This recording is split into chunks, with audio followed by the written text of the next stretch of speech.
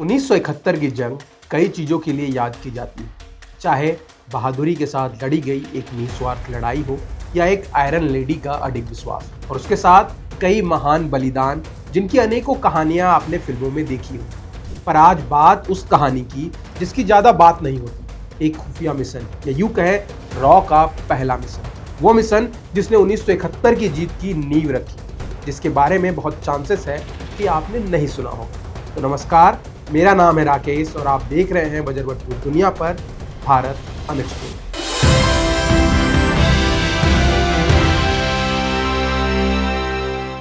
पहले मैं आपको बता दूं कि अगर इस कहानी को आप किसी अंधेरे सिनेमा हॉल में बैठकर सुनते तो यकीन मानिए स्क्रीन पर गोली चलने से पहले आपके रोंगटे खड़े हो जाते। सन 1971 की भारत पाकिस्तान की जंग असल में सागर में मिसाइल दागने से बहुत पहले दिल्ली के एक बंद कमरे में शुरू हुई थी, जहां युद्ध से लगभग 2 महीने पहले देश के सबसे ताकतवर लोग, जिसमें तात्कालिक रक्षा मंत्री जगजीवन राम, नौसेना प्रमुख एसएम नंदा और नवगठित खुफिया agency research and analysis wing मतलब रॉ के मुखिया रामनाथ काव एक मेज पर चारों तरफ बैठे थे। कमरे में सन्नाटा था और सवाल सिर्फ एक कि कराची बंदरगाह के भीतर आखिर चल क्या रहा है, क्योंकि भारतीय नौसेना को खुफिया इनपुट मिली थी कि पाकिस्तान ने कराची पोर्ट पर एक ऐसा आधुनिक सर्विलांस सिस्टम खड़ा कर दिया है जो भारतीय जहाजों को मीलों दूर से देख सकता है। लेकिन यह तो हम सब जानते हैं कि युद्ध में अंदाजों से काम नहीं चलता है, सबूत चाहिए होते हैं, तस्वीरें चाहिए होती हैं, और वही तस्वीरें लाना लगभग नामुमकिन माना जा रहा था, क्योंकि कराची पाकिस्तान का सबसे सुरक्षित नौसेना ठिकाना था और वहां तक पहुंचना तो दूर, झांकना भी मौत को दावत देने जैसा था। पर करना तो पड़ेगा क्योंकि नेशनल सिक्योरिटी का मुद्दा है। रामनाथ काव समझ चुके थे कि यह मिशन आम जासूसों के बस का नहीं है। इसके लिए दिमाग, तकनीक और किस्मत तीनों की जरूरत होगी। और यहीं से कहानी मुड़ती है बंबई की ओर, जहां रॉ के डिप्टी शंकरन नायर एक ऐसे आदमी की तलाश में थे जो पाकिस्तान जाता हो पर शक न किया जाए। और तभी अचानक से उन्हें याद आता है एक पारसी डॉक्टर कावस जी, जो अपने छोटे से जहाज से कुवैत होते हुए कराची जाया करते थे। और पाकिस्तानियों को उन पर भरोसा था क्योंकि उनका परिवार दशकों से कराची के शिपिंग कारोबार से जुड़ा हुआ था। लेकिन यह सवाल कि एक कुवैत का आदमी भारत की मदद क्यों करेगा? पर शाहरुख खान जैसे कहते हैं कि अगर किसी चीज को शिद्दत से चाहो तो पूरी कायनात उसे तुमसे मिलाने में लग जाती। तो हुआ ऐसा ही। कुछ दिन पहले किस्मत ने डॉक्टर को एक कमजोर मोड़ पर लाकर खड़ा कर दिया। बंबई कस्टम ने उसके जहाज पर इल्लीगल माल पकड़ लिया और उन पर भारी जुर्माना लगाया गया। उन पर जुर्माने की तलवार लटक ही रही थी, और जासूसी की दुनिया में जब किसी की मजबूरी मिल जाती है तो वो रणनीति बन जाती है। शंकरन नायर जो कि डिप्टी थे, उन्होंने एक फोन किया और पूरा खेल बदल गया। रॉ के गुप्त फंड से जुर्माना भरवाया गया, कस्टम केस बंद करने का एक पत्र तैयार हुआ और उसी पत्र को लेकर नायर खुद कमांडर मेनन की भेस में डॉक्टर के क्लिनिक पर पहुंचते हैं। उनकी बात सीधी थी कि या तो पत्र ले लीजिए या इसे यहीं जला देते हैं। डॉक्टर समझ गया कि यह कोई आम अनुरोध नहीं बल्कि राष्ट्र की मांग है। तब 2 दिन बाद वही डॉक्टर अपने जहाज पर 2 नए यात्रियों को लेकर कराची के लिए रवाना होता है।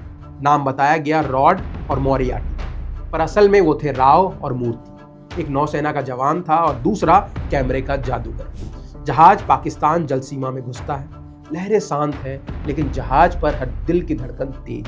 जैसे ही कराची बंदरगाह पर जहाज लगता है, पाकिस्तानी सीआईडी के अफसर ऊपर चढ़ते हैं, कागजात की मांग करते हैं, उन्हें कागजात दिखाए जाते हैं। पर यात्रियों की गिनती करते हुए उन्हें पता चलता है कि 2 लोग कम हैं और वो सवाल पूछते हैं। पर अगर उस पल डॉक्टर की आवाज कांप जाती तो शायद इतिहास बदल जाता। लेकिन वो शांत स्वर में कहते हैं कि सीबे में है, उनको चिकन पॉक्स हो गया। वो कहते हैं कि उन्हें बाहर आना पड़ेगा, पर डॉक्टर उन्हें समझाते हैं कि वो बहुत सीरियस स्थिति में है, वो अगर बाहर आएंगे तो उससे आपको भी ये बीमारी हो सकती है। ये सुनते ही अफसर पीछे हट जाते हैं, जहाज से उतरते हैं और डॉक्टर की सांस में जान लौट आती है। आधी रात को जहाज फिर से चलता है। 2 चट्टानों के बीच वो जगह आती है जो पहले से तय की गई थी। अंधेरे में सिर्फ समुद्र की आवाज आ रही है और कैमरे के शटर की हल्की सी क्लिक। राव और मूर्ति पॉट होल से बाहर झांकते हैं और तस्वीरें लेना शुरू करते हैं। तो रडार, किलेबंदी, ईंधन टैंक, पाकिस्तानी युद्धपोत, हर तस्वीर भारत के लिए सोने से ज्यादा कीमती थी। आधे घंटे में सारा खेल समेट लिया जाता है। अगली सुबह जहाज कराची छोड़ देता है और कुवैत पहुंचते ही दोनों एजेंट जहाज से उतरते सीधे भारतीय दूतावास पहुंचते हैं और जितनी जल्दी हो सके फिल्मों को दिल्ली रवाना कर दिया जाता है। और जब वॉर रूम में वो तस्वीरें मेज पर फैलती है तो वहां मौजूद हर शख्स कुछ पल के लिए बोलना भूल जाता है, क्योंकि पहली बार भारत ने दुश्मन के दिल की धड़कन देख ली थी। अब पता था कि पाकिस्तान ने कहां कहां डिफेंस ढांचा खड़ा किया है, ईंधन कहां रखा है और किन जहाजों से उसकी रीढ़ की हड्डी टिकी हुई है। इसी जानकारी के सहारे कराची पर हमले की योजना बनाई जाती है और इसके साथ 3 दिसंबर 1971 से पहले ही पाकिस्तान की नौसेना भीतर से ही कमजोर हो चुकी थी, क्योंकि बंगाली सैनिकों ने पलायन और याया खान की हरकतों ने हालात को और बिगाड़ दिया। इसके बाद भारतीय वायुसेना जानबूझकर कराची और उसके आसपास के हवाई अड्डों पर बमबारी शुरू करती है ताकि पाकिस्तान का ध्यान आसमान में उलझा रहे। और उसी अंधेरे में भारतीय नौसेना की मिसाइल बोट्स समुद्र में आगे बढ़ती है और ऑपरेशन ट्राइडेंट शुरू होता है।